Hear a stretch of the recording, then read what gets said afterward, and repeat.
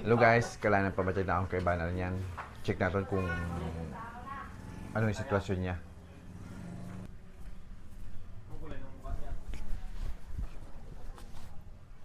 Mi, kailangan pamatsyag mo? Kaya, ano ba yan buyong dra? Kasakit gana ako ng hindi. Akong puwakan sa pagpako. Kaya, pwede na ba nga buyong?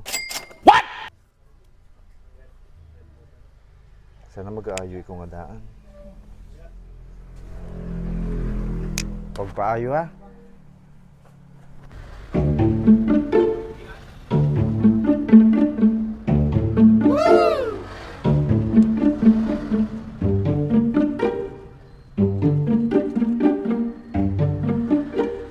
A few moments later. Ay, Mi! Ay, Taya! Kasi ka pinalililig ka na. Okay na ako. Ang katibay. Ay, katibay ang buyong ay. Tibay ang buyong. Oo, okay na ako. Nagkusog ah. Gani. Salamat sa buyong, de.